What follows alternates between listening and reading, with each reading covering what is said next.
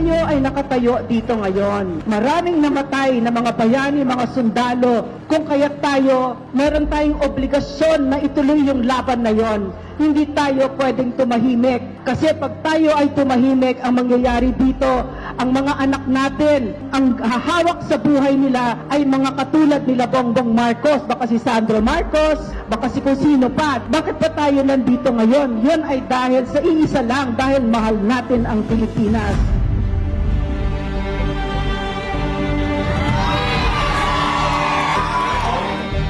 Mga kababayan, tuloy natin ang laban. Hanapin natin, sigilin natin si Marcos sa 20 pesos na per kilo ng bigas.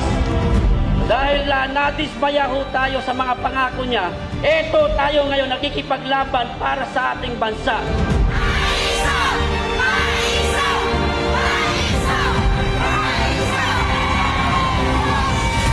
Ituloy po natin ang 4 na letra.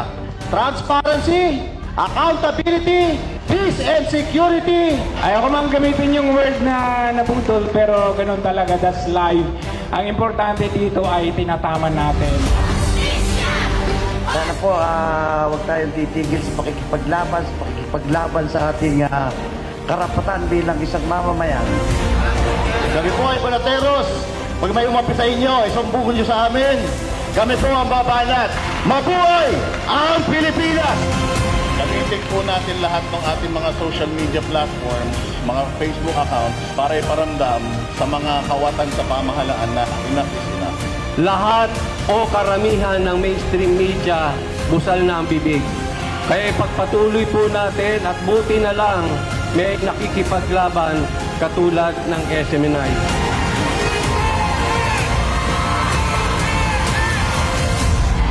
Wag na po tayong maniniwala sa mga politikong puro pangako.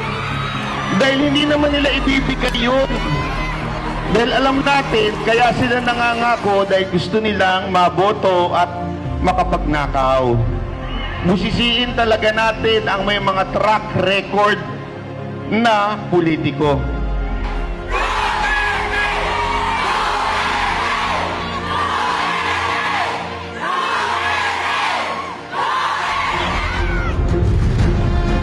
Ako po ay mananawagan sa inyo. Huwag po nating hahayaan na ang ating mahal na bayang Pilipinas ay mauwi sa gera.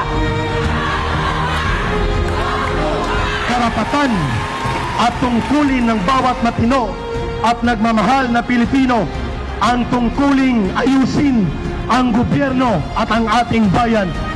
Yan ay hindi rebelyon. Yan ay hindi destabilisasyon.